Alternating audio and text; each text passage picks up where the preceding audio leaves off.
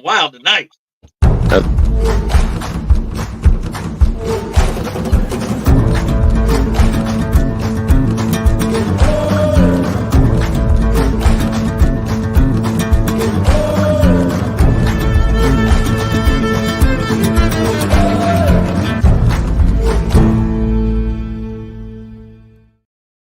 Good evening, everybody, and welcome to another edition of Fire Up! How excited are we tonight?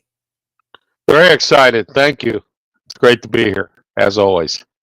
Fired up. Get fired up. Let's go. Yes. Yes.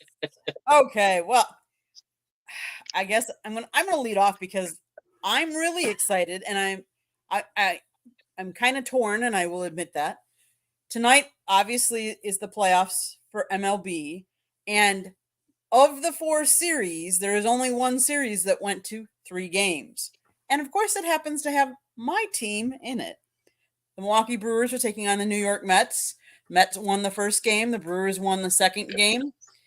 And tonight they are in the top of 8, I believe, and the Brewers are up 2-0 right now. So Who's the pitcher, Candy? Because I will say this, former Pirate pitcher, and he's been probably on every team in Major League Baseball, Rich Hill, was just signed about 2 weeks ago. I know. I think the Brewers just put in Freddie Peralta. Okay, yeah, Rich Hill plays for the Mets. So you could say F the Brewers, but guess what? They're in the other side. I'd almost rather face them than the Padres. I think the Tigers match up well with the Brewers. Padres are dangerous, Jeremy. They are. Yeah, Padres are dangerous, 100%. But so are the Tigers. Yeah. I'm interested to see what the Dodgers are going to do. I did say that. I give you guys respect. I know. And my interest is what the Dodgers are going to do. Are they going to lay an egg again this year? That's my question. Well, they get the Padres first, so they get the Padres next because I know the winner of the Brewers-Mets series gets the Phillies. So the Phillies always manage to have a good team for some strange reason. I guess, so they pay for it. Yeah, they do. I will not deny that. Well, and let's face it, I believe my Brewers are taking on the highest payroll in MLB. I believe the Mets have the highest payroll. Yeah, they paid for their playoff. They did. They did. Yeah. Let's hope we take them down. Good old-fashioned Billy ball actually still works. Looking at the win above replacement numbers, looking at the matchups, and AJ Hinch is a master of that. We just saw that. I mean, on paper, there was no reason for the Tigers to sweep them. I thought it would go 3 and the Tigers might pull it out 2-1, but to sweep them the way we did, those pitching matchups, the batter matchups, the substitutions he made in both games were brilliant. Kudos. I have to give kudos to the Tigers. I mean, they got hot at the end of the year here since August 11th, and that's what you need to do to have a good run here in the playoffs. And I think you guys match up pretty well with the Guardians. Some people still call them the Indians. Just like the Commanders, they still call them the Redskins. I thought the Guardians was a roller derby team in South Carolina. That's why they were getting sued over the name. Yeah. Well, you guys start what, Saturday, I believe? I think that's. I'd have to look. It's either Friday or Saturday. Yeah. I think it's Saturday. Oh, by the way, Jeremy, I forgot to mention, and everyone that watches the External Bum Show will still be going on. I will be broadcasting from my church because my wife has to go for choir practice. So I will be broadcasting from my church. Okay. So just to let everyone know. Awesome. So yeah, it is the 8th inning. The Brewers are up 2-0, and the Brewers are batting in the bottom half of the 8th. Go Brewers and take the Packers with you.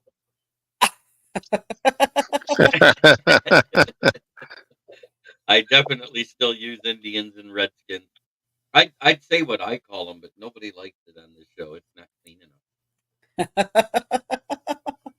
Hey, Yeah. people still call Acrisure Stadium Heinz Field, and Let's we get- actually have a Heinz Field. It's in Aliquippa High School. So, right. I actually call the Redskins what comes off at a bar mitzvah.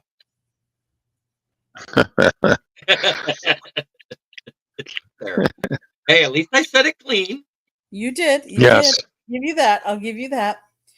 So who do we think is gonna make the World Series?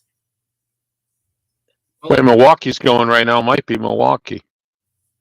And the way Tigers are going, I can't count out the Tigers. I could see that. You can't count out the Yankees, and you can't count out the Padres. I think those are the teams with the best odds to get there, in my opinion. I hate to say this, but it's good to see the Yankees back in play. Now, you know what I hope happens? The same thing that happened in 2016. We see them in the ALCS and sweep them and go to the World Series. Go to the World Series, yeah. Well, that's good. I hope it happens, but it's just good to see the Yankees back again. You know, Tigers, Padres. I'm pushing for the Tigers because look at Arizona. They ended up in the World Series. I mean, you know, who would have thought? You know. How about that? So. Well, how great would that be? 40 years later, the World Series is won. 40 years after, with the same two teams in it. Doesn't matter who wins at that point. It would be a rematch from 40 years ago. Mm-hmm. I can't remember the last time the Padres were in the ALCS or NLCS or anything. How you doing, D community? Good to see you. Yeah, hello everybody. I'm having some issues tonight with my eyes, and I can't really see everything. So I got you covered. thank you. Yes, I knew Okay. you would. Let's. I want to flip the sport. Let's go to the NFL. I kind of want to. We've now had a month of all these NFL rookies, and I kind of want to go through some of the first rounders, and I want you guys to tell me what you think, kind of grade wise, you would give each of these first rounders so far that they've been playing. So let's start with, of course, the first taken in the draft was Caleb Williams, and he is quarterback of the Bears. What kind of grade would you give him so far? I say a C minus. Yeah, I was going to say a C. That's where I was going with mine. A C Because minus. to be honest with you, we really haven't seen much of him except for what he's done right now. We have to wait and see when the going gets tough. That's what we got to see. We've seen him come back against a team that had a prevent defense, and we've seen him beat a team that couldn't beat the Cardinals. Right. So they're 2-2. It's not bad, but it's not great. The first two games were less than desirable, less than 300 yards total, 0 touchdowns, 4 picks. That's not good. No. But And Matt right now- Everfluss is this is the year that I think that if he doesn't do well, they're going to fire him. I believe that to be the case. I think he gets a built-in excuse with a rookie quarterback, and he'll be back another season. That's my honest opinion. Mhm. Because the head coach and the GM goes whenever they take a quarterback early like that. Matt Nagy and the other guy, they drafted Justin Fields. Nothing happened in 2 seasons. Get the hell out of here. Mm-hmm. Okay, so taken at number 2 was Jaden Daniels, quarterback of the Commanders. He's doing good. I give him a B. I give him a B plus, almost an A minus. Yeah. They're 3-1 and leading the division, and nobody saw it coming except for some certain guy that writes and talks NFL all the time. Said, "Watch out! There might be the surprise team in the East." Yeah, they are because they got they got Dan Quinn in his second term as the head coach. They got Cliff Kingsbury as their offensive coordinator, who is very good at working with quarterbacks. Stinks as a head coach both in college and pros, but he's a good coordinator and a good quarterbacks coach. So I'd have gave Jaden Daniels an A if he wouldn't have came out and had 0 touchdowns and 2 picks in the loss in week 1. yeah. So he's doing great. It's an A minus B plus. It's in that area. And I said he'd be one of the better rookies coming out just because I liked the way he played the game better than certain other QBs that Mhm. came out in the draft. Well, and he's completed 82.1% of his passes. Like, that's pretty darn good. I mean, I don't care if you're a rookie or not a rookie. Like, Yeah. most of the non-rookies aren't even completing that. Yeah. Okay. I do know of a certain QB that had a really good 2 weeks in a row. He's 36-41 with 3 touchdowns and 0 picks. You do, huh? Yeah. You want to know who that is? Who? Jared Goff. Mm-hmm. I knew. Okay. Number 3 in the draft, Drake May, quarterback for the Patriots. I don't think he's seen any action yet, has he? No, so we can't give him a grade. He gets nothing. I mean, he gets the incomplete. Yeah, just like they give you in kindergarten. Right. It's either satisfactory, unsatisfactory, or incomplete. Or incomplete. Wait, yeah. Yep. Yeah.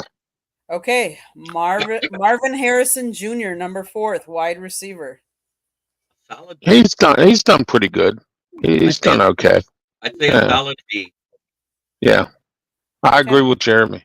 Because he's a rookie, he's going to make mistakes, but he's had a solid effort so far. I've heard his name, so he's averaging 16.2 yards per reception. Yeah, I mean, so that part's great, but if you look at the game per game thing, it's been up and down. It's inconsistent. So I'm going to give him a solid B.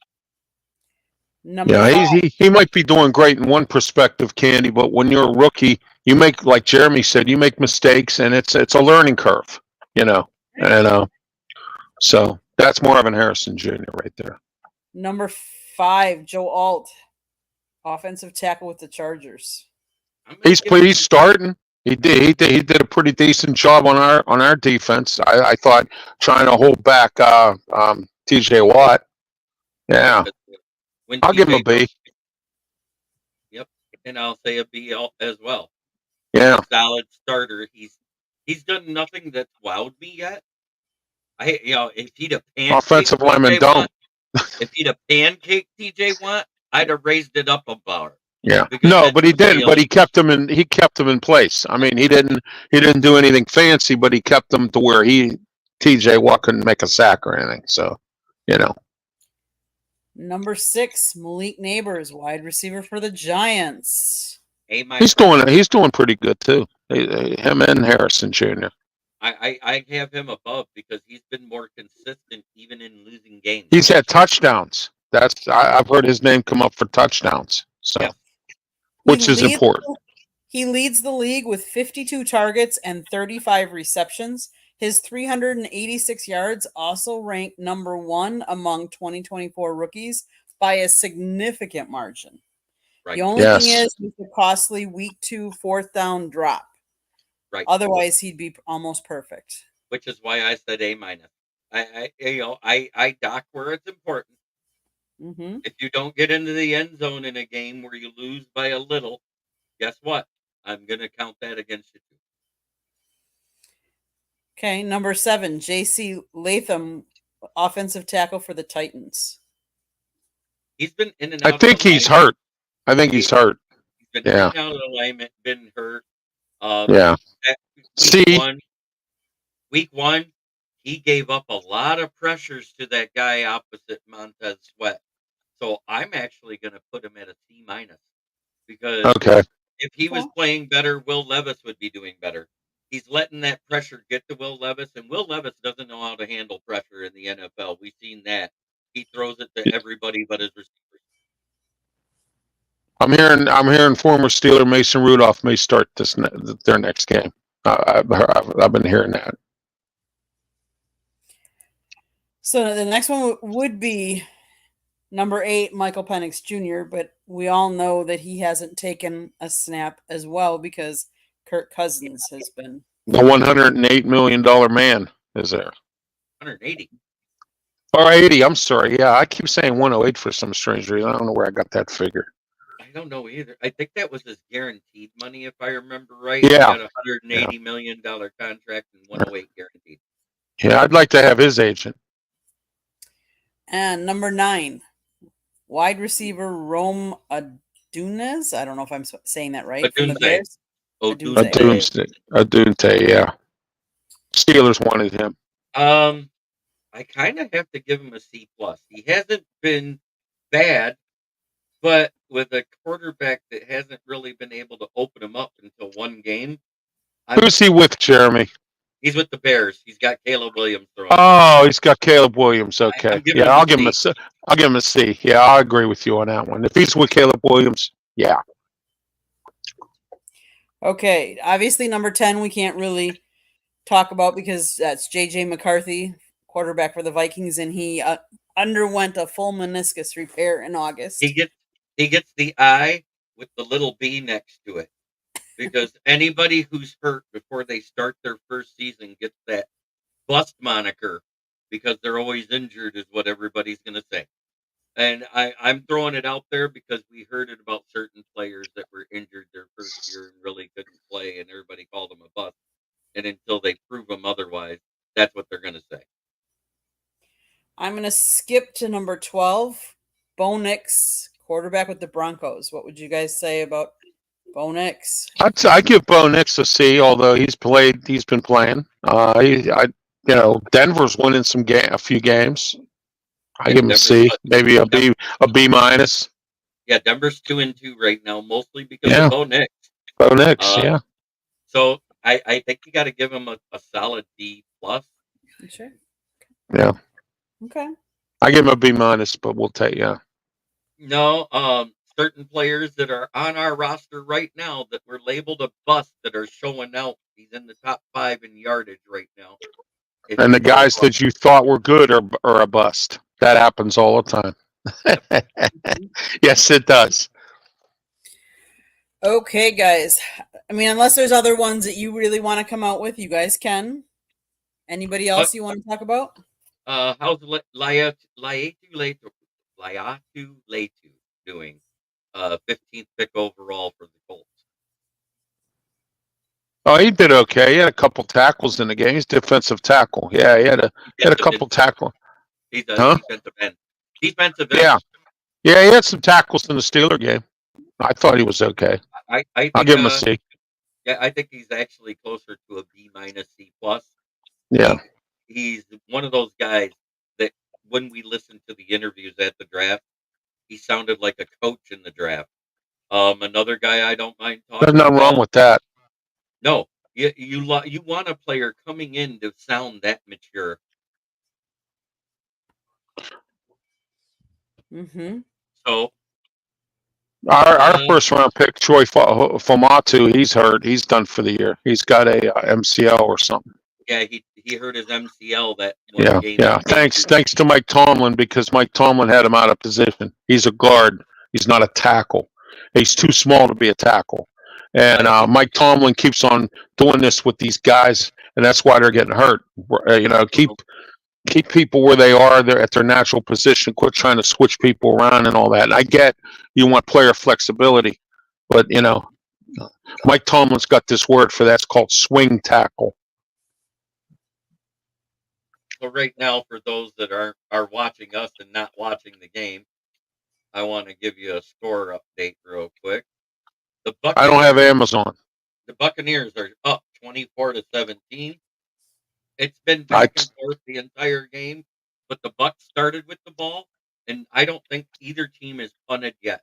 There's 30 seconds left in the game, according to Google at this time. Wow. And if you're watching the Brewer game, it's 2-0 in the 9th, 1 out, and the Mets have runners on 1st and 3rd. Woo! Woo!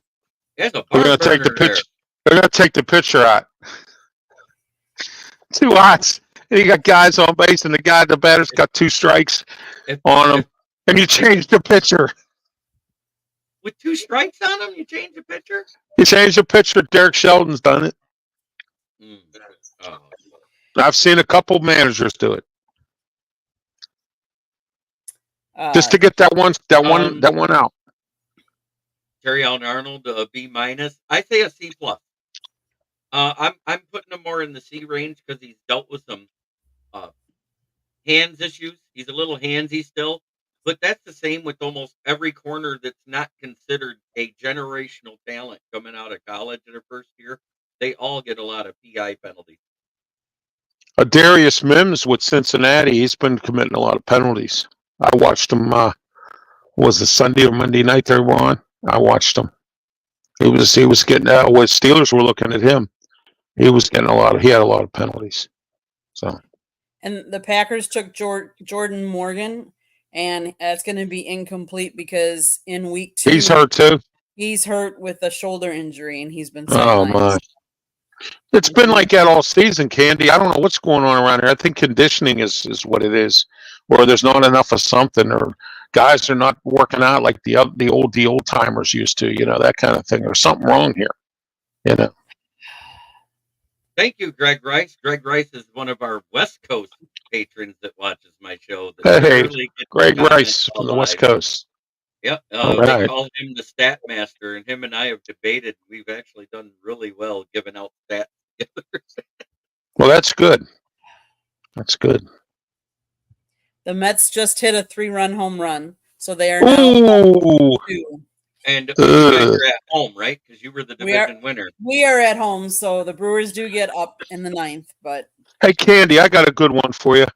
When the Brewers when the Pirates were starting to play the Brewers when they came to the National League and Miller Park was built, they asked our manager at the time, who was Lloyd McClendon.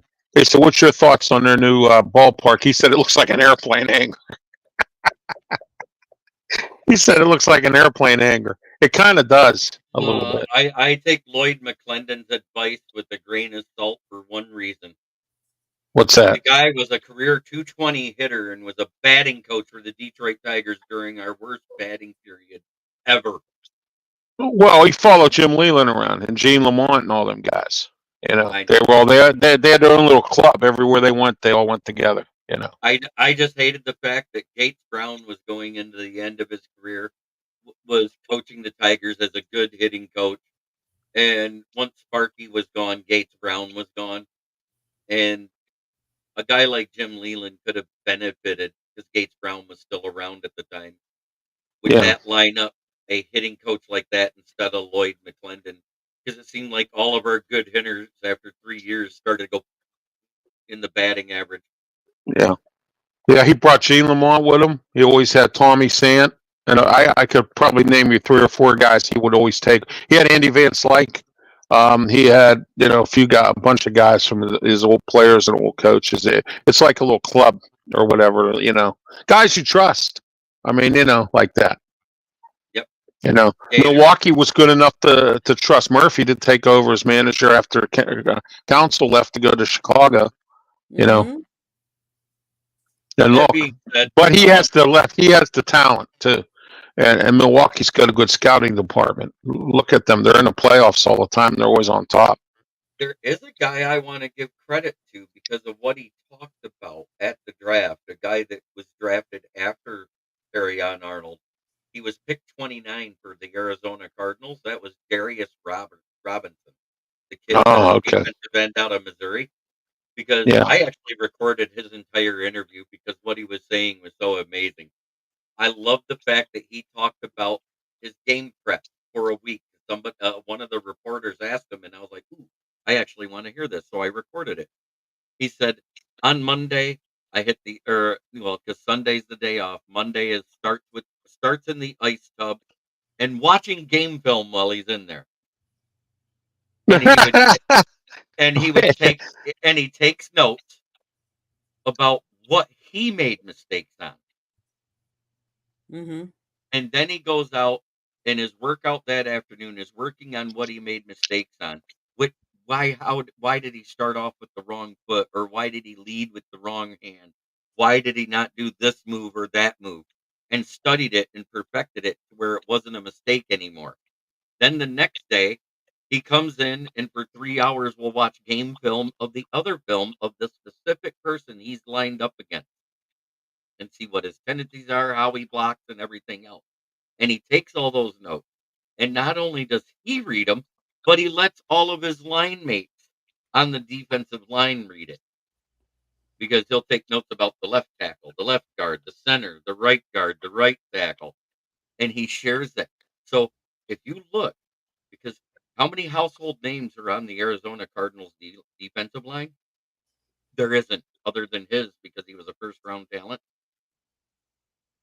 And I'm quite sure that's why they are having success with pressure, because of the way he is. It's like having a D-line coach in your defense as a rookie. Yep. Yep. And That's awesome. I see that's why the Lions had him high on their draft board, but Carryon Arnold ranked just a little bit higher. Somebody at the door. Mm-hmm. I'm sorry. I thought somebody was at our door, and that's so we got the. I'm not going to go into it here. Go ahead. All right. James Burgess, Ralph, Cindy, and of course SJB. Have a great night and get your tires at Brandon's. Thank you. Thank you for Thank mentioning you, my sponsor, not on there. Not on Thank you. Oh, that's funny. That's funny. Okay, guys. What else would we like to talk about? Any matchups that you want to talk about this weekend? I heard that the Lions are favored by 70 with the bye week. I think they cover.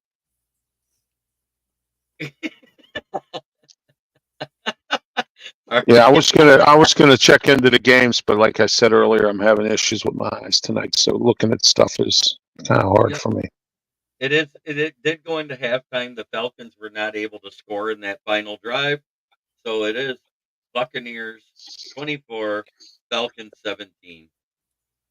I could see somebody said something about Lloyd McClendon here as a little league legend or something. Yeah, he was when he was back at one of the first Little League World Series. He was like a player of the game. Thank you, James Burgess. Good night. And D Community says, "Thank you, James. Cowboys." You're going to get lots of that talk out of me. I have some things that I like to say on my channel that I can't say on this channel because some things are frowned upon, and I don't want to make the boss mad. There you go. Smart. Okay. Well, the Packers play the Rams, but the Rams are kind of beaten up. They're kind of injured. Yeah, they are very much so. They got they got Jimmy G as one of their quarterbacks, so that's a mash unit down there. Mm-hmm. So hopefully who are they playing, Candy? The Rams are playing the Packers. I hope the Packers win. I'm taking the Packers in that game. So, Steelers play the Cowboys. I'm taking the Steelers. The Cryboys are banged up. Yeah, the Crybabies are missing two of their defensive standouts. Lawrence and Parsons is out. Deron Bland is still on the IR. So they're going to struggle defensively. Offensively, I think they'll be okay. Yeah, if TJ Watt wakes up. You can share that with Scott after the show, what I put in the private chat. Mm-hmm. The Rams, you know what it reminds me of? And the Rams bragged about beating the Lions that year. The year they went to the Super Bowl was Dan Campbell's first year here, when the Rams squeaked by the Lions, and Aaron Donald said Penei Sewell is a real one. The kid's going to be an All-Pro. That was what he said after the game, because Aaron Donald could not get pressure on Jared Goff. Well, I'll tell you what hurt Sean McVay was when he had no drafts for 3 years. And then he went out and he got all these free agents, and then they all start getting hurt, and then stuff like that. You don't do stuff like that. You have to have some kind of draft to build some kind of players, because just bringing in all veterans and not having any kind of a draft, forget it. They didn't have a first round pick since Jared Goff, right? Until last year was their first round pick since they drafted Jared Goff. Yeah. I mean, you can't do that. I mean, it's just, look at Mike Ditka. Remember when he was with New Orleans and he drafted Ricky Williams and sold the rest of his draft? Said, I don't need anybody else. I got who I want. Look what happened there. Oh, and they got the Super Bowl. 100% it was worth it. But at the same time, Everybody says, "Oh, Stafford went to a team built for Goff and won it right away." They forget that they added 3 key players after week 8. Yeah. Leonard Floyd, Von Miller, and OBJ. Because Robert Woods went down in week 9 or week Yeah. 10, a week and a half after they got OBJ. Robert Woods miraculously has an ACL tear. I'm still wondering if OBJ's dad didn't pull a Nancy Kerrigan. Could have. Oh my goodness. Oh my Yeah, goodness. I throw all the weird conspiracies out there. And not just one dropped INT. The one would have sealed the game, and that was safety Jesse Bates. And don't forget, in the NFC Championship game, Jaquiski Tart did the same exact thing. Hit him right in the breadbasket, and he dropped the interception that would have sealed the 49ers going to play against the Bengals. You know, as much as I love Nat Stafford when he was here, but that's one of the things I always hated is that sometimes when he was going for that key moment, he'd make that decision that would cost the win.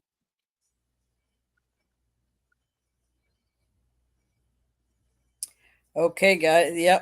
Yep, he forgot. The quarterback the NFL forgot. Oh boy. Okay, well, we're gonna switch to a different sport because we're Sure. talking about rookies. We're talking about rookies. Caitlin Clark wins Rookie of the Year and named to the All Rookie team. She received 66 out of 67 votes for the award. And the one person voting for Angel Reese of the Chicago Sky was from the according. So the other vote was for Angel. Was a Chicago beat writer. That's who voted for her. Yep. And I get it, but it got to a point where she was 4 rebounds away late in the game from getting her point. She just kept throwing the ball at the backboard and rebounding it herself. How is anybody going to get a rookie of the year when your shooting percentage is 19.8%? Mm-hmm. Yep. She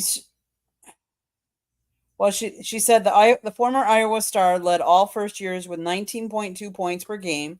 She also averaged a rookie record 8.4 assists while shooting 41.7% from the floor and 34.4% from 3. The 22-year-old shattered several league records in her first professional campaign. She became the first rookie to record multiple triple-doubles and set a new single-season mark by any player with 337 total assists, helped in part by the single-game record 19 she posted in the July 17th loss to the Dallas Wings. Wasn't that when she got her first triple-double, too? I think that, yeah. That was when she set the record as the first rookie to get a triple-double in the WNBA. Correct. Moses Malone did it all the time. Yeah, that is pretty good. Okay, guys, my town. I'm ready. Okay, Ralph, go for it.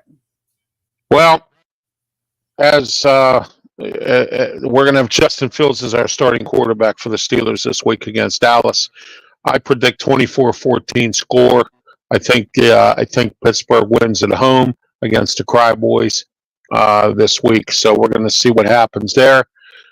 The Pittsburgh Pirates, on the other hand, fired a name that you might know, Andy Haynes. He got fired. He was our hitting instructor. I'm not sure what's going on there, but we had the Eckstein brothers who couldn't do anything, and now Haynes has been fired. Our bullpen coach has been fired because our bullpen had a bad year, and so making some changes. But Derek Sheldon will still be the manager, and we'll still be only winning 70 games in the next 10 years. So anyway. And then we got rid of some players that were owed $200,000 bonuses. because Bob Nutting is a penny pincher. He pinches pennies so bad Lincoln's head comes out. So, that's the story there. Hockey season has started. The Penguins are getting going here. They had to cancel the game last Saturday because of travel problems. The charter plane that the Penguins have couldn't. So they had mechanical problems. They had to land somewhere else, so the game never happened. So but we'll see what the Penguins do this year. I hope that Erik Karlsson's not a bum this year and he ends up doing something. So we'll see what happens there. And as I mentioned, the Steelers, no Russell Wilson again. He'll probably, but he's getting closer to being able to play. I'm hoping sooner or later they fire the conditioning coach for letting him pull a sled, which that still hasn't happened yet. I'm waiting for that. So, but other than that, that's it here for my town. Oh, and by the way, the city just allocated $1 million to help with the NFL draft for 2026. So, oh, and by the way, they had to remove the Art Rooney statue from Acrisure Stadium. You want to know why? He was in violation of smoking ordinance. He has a cigar in his hand at the statue. Yeah, he's in violation of smoking ordinance. No, every year they take his statue and they take it somewhere and it gets cleaned. So then they bring it back. So I kind of figured it was something like that, but that was good. That's good. Okay. Well, the Steelers won't have to play catch up no more because it's not Heinz Field to play catch up. All right. There you go. All right. So my town. Well, check the Tigers payroll. Well, they're the 26th payroll in the league. We're not the worst, but we're damn sure not the best. But when you're talking about that, 13 rookies. And I say this number for a reason. 13 rookies are on our roster.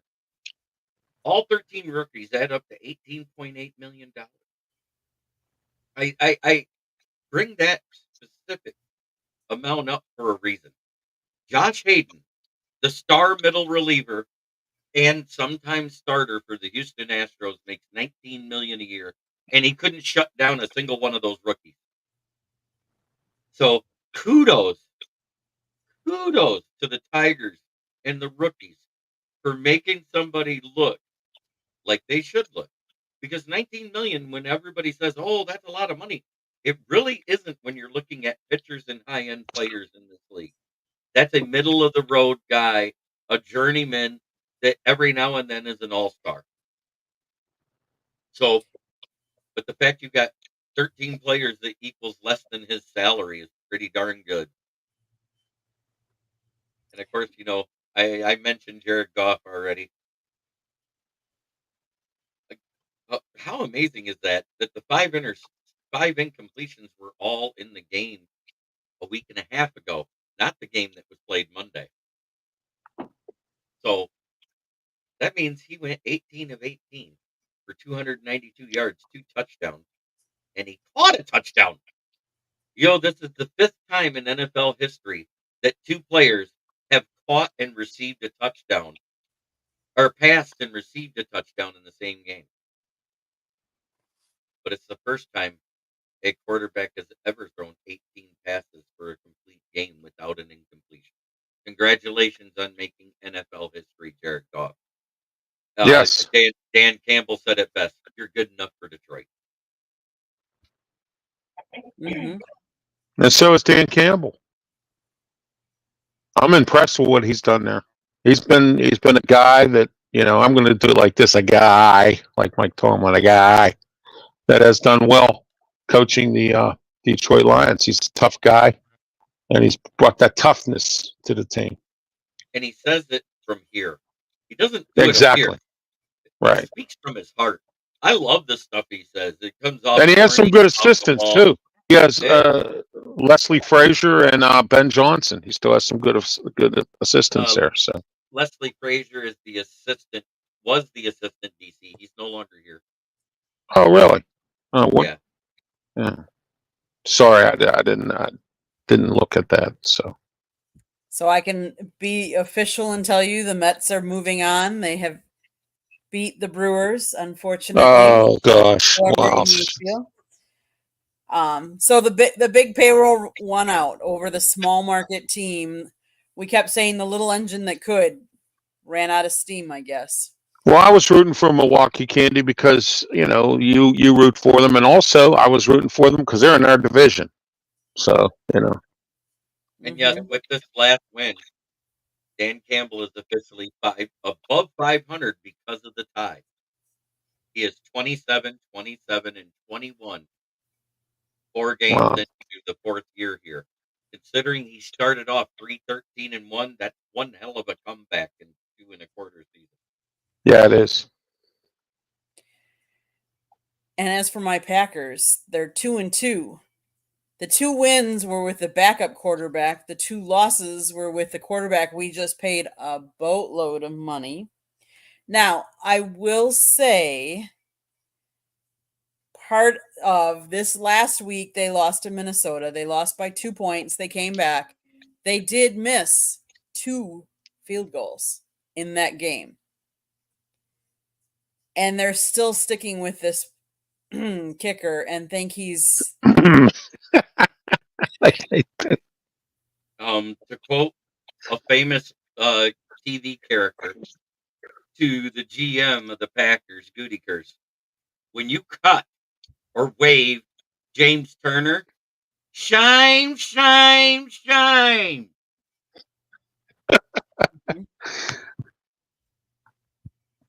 I That's all I agree. got to say, because James Turner was actually rivaling Michael Badgley while he was here. But when Jake Bates decided he was signing with Detroit, he wasn't necessary. So we waived him. And you guys knew he must have been good because your GM snatched him up within an hour of him being waived. He didn't stay on the market even 24 hours. But to do that, not even really give him a shot and cut him, and then have your one guy not do so well in the preseason, the other guy did okay. So you cut a guy and you bring in a guy because that guy gets injured week 1. It didn't make sense. You could have kept him on the practice squad. You didn't need to waive him. I understand that depth is depth and stuff like that, but there's a reason why we always have a kicker on the practice squad. We always make sure we have one. If one gets poached, we pick another one back up. And that's because you never know when somebody's going to get injured. All it takes is while they're on that plant foot up in the air and a guy dive at the wrong part, and a guy's got a high ankle sprain, an ACL, an MCL, or something like that. And if you don't have a backup kicker in your practice squad, you're kind of screwed. Hey, Candy, there's a guy out there that plays in the UFL. He used to kick for Pitt. His name is Chris Blewett. That's his actual name. So every time he used to blow it, they used to say Blewett, Blewett. Well, he played for the Maulers in the USFL, and he was on a couple other teams. The guy can kick. Maybe Green Bay needs to go take a look at him. Blewett was a Packer at one time. Yeah, Chris Blewett. You blew it. And he blew it in the preseason, was cut from the team. Myron Cope, our former color analyst, who's up in heaven with the Lord, he used to pick on guys like Blewett or something like that. Like when Cleveland had Benjamin Gay, he used to say, "There goes that Bengay. You end up having pain with the Bengay." I want Bob Uecker to be invited in to be a guest announcer for the Detroit Lions, just so he can be on the radio with Dan Miller and Lomas Brown, and you can hear him do that speech from Major League. And next week is Die Hard night. Free tickets to anyone who was alive the last time the Lions won a world championship. The Bobby Lane curse, I'm told. I don't think that curse is valid anymore. Oh, okay. I between what if you look at everything that happened in 2022 with this team, our curse here is the San Antonio Holmes curse. Because right after the year they went to the Super Bowl, he got arrested for smoking marijuana, and after that, he cut him. And ever since then, we haven't won anything. We did 3 things in succession. After that Sunday game just before the trade deadline, which was our bye week that week, we fired Aubrey Pleasant, and he was our passing game coordinator while we went on that horrible 1-7 run in 2022. Then we traded away TJ Droppinson. And yes, he doesn't look like that with Minnesota, and that's fine. But when we drafted him, and I remember it draft night, and I was okay with it because of what he was touted as by all of the scouting draft pundits. The guy's an extra tackle when blocking and running and passing down. He ranked 115th out of 120 tight ends and offensive linemen graded by PFF in his 3 years here as a blocker. He now grades in the top 30, which means he could have did it. He never wanted to do it in Detroit, probably because he played for Matt Patricia and Bob Quinn. But that's another story. Mm-hmm. And lastly, during that bye week, in the middle of the home end of the field at Ford Field, Jeff Daniels had a bathtub that he filled with whiskey, and he came in with it was Peyton Manning and Jeff Daniels, and they did a curse lifting ceremony. Yeah, the rest was on William Clay Ford Jr., but we'll get into that another time. Okay, and they did it. I would say I'd be remiss if I didn't say, I mean, you all know I live in South Florida. The Stanley Cup Florida Panthers will start their season. I believe it's on Tuesday, the regular season. Before that, they are going to have it's either Sunday or Monday. I think it's the day before. I think they're charging $20 if you want to go see the ring ceremony and everything like that. It's not before the game. It's a separate event. Yeah. It's a separate event. Mm-hmm. I got picked to pick one of these. Hey, I'll fly down there and pay $20 to see the ring presentation. Seeing has Eric Ebron's retired and Jeff Okudah is already on the IR for the Texans. If you're going to make me choose one of them or take a bullet, give me the gun. Ouch. I'm sorry. I'm at that point. Okudah hasn't been able to stay on a roster since he left Detroit. He's on the IR. Another guy that was picked, and granted it was the 5th round, but he was still picked by the Bob Quinn regime. Amari Oruwariye came in and played for the Giants one game. To the IR he goes. It's just a testament that those guys did not pick good guys other than offensive linemen. That's it. Anything else we want to talk about tonight? No, I don't have anything else to say. Oh, I'm sorry. I did forget my town. The I didn't forget, but I forgot something that I forgot to mention during my town, is what I'm saying. The Pittsburgh area will be getting a women's soccer team called the Pittsburgh Riverettes, and it'll be run by the Pittsburgh River Hounds, or sponsored by them. And we start play 2025, and I will be, of course, interviewing a lot of the players and coaches and stuff with that. I like the small teams. The River Hounds do draw. They're expanding their field and everything, so it's nice to see we're going to have a women's soccer team, and the Penguins are working on getting us a women's hockey team as well, professional women's hockey team. Wow, yeah, I'd be remiss if I didn't say this for my parting shot. Scott Morgenroth wrote a book. Holy yes, he did. It's actually pretty good. It is a good book. You should probably read it. It's called Lessons from the Microphone, Tuning into the Enduring Wisdom of Visionary Leaders. It's available on Amazon, Barnes & Noble, Kindle, Apple, and Google Books. Get your copy today. Okay. Ralph, how can people get a hold of you? Well, Facebook, YouTube. I have my own YouTube channel. Check out Ralph Williams, RW Media. I have several shows there as well. Also, don't forget on Tuesday nights, the Sports Corner Show with me, Ralph Williams, Smoking Jim Frazier, 4 to 5, and then 5 to 6, Wrestle Talk. We have a great lineup of guests for this Tuesday, the 8th. and we're going to continue to go with that. And don't forget on Saturdays, this Saturday as well, 9 a.m., the External Bum Show with myself, Scott Morganroth, Jeremy Baldrick, and Leo Haggerty. And also Sunday, we have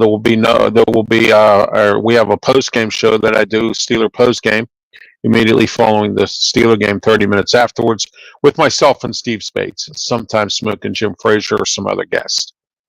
So that's how you can get a hold of me. And also, don't forget my Saturday radio show starts this Saturday, 2 to 3 p.m., 12:50 a.m., 92.5 FM, and also on the Answer's website. The name of the station is called The Answer. Go on the 12:50 a.m. theanswer.com and check it out. I think it's on iHeartRadio as well. Check out the website. My show's on 2 to 3 every Saturday. So Okay. other than that, that is it. Oh, by the way, on Sunday I do a show called Bible Capsule, and we're going to start a series this month on faith. So, Okay. Jeremy, how can people watch you, read you, whatever?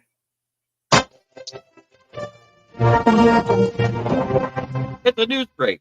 Yes, that's on the SouthFloridaTribune.com. You can see my writing under the Motor City Tribune heading. I write about the Lions, occasionally throw in something about the NFL. Hopefully soon we can pick up a college team for me to write about, because I'm looking to broaden my horizons and expand my repertoire. You can also find me right here on the South Florida Tribune on the Fire Up Show every Thursday night. You can find me on RW Media on Facebook or on YouTube with the External Bum Show on Saturday. Show. And you can find me on my channel pretty much every day of the week. Kneecap Biting with the Motor City Lions. It broadcasts into YouTube, Facebook, Twitter, and also Roku and Amazon Fire Stick. I'm everywhere. I'm not just nationwide anymore. I'm worldwide. Holy smoke! How'd that happen?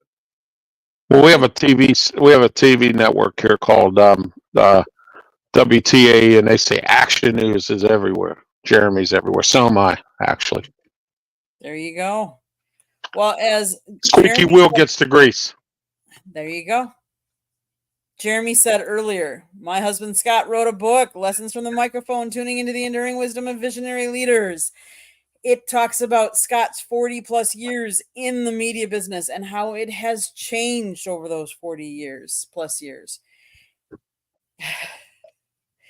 It is available on Amazon, Barnes & Noble, Kindle, Apple, and Google Books. There is a link on our website, www.southfloridatribune.com, where you can get his book. You can also see our merchandise. You can also read Mr. Jeremy. I'm over here behind the book making faces. That's why I'm laughing. And my pictures. If you want to advertise or sponsor a show, call Scott 954-304-4941. Our broadcasts are all on wherever you get your podcasts. We broadcast there too. So Monday nights we're talking baseball. Tuesday nights we talk football. Wednesday nights Sports Exchange. You never know what we're going to be talking about. Also, I will say on Wednesday nights, Jeremy, George, and Scott are on nofilter.net for the Motor City Madmouth show. So check that out.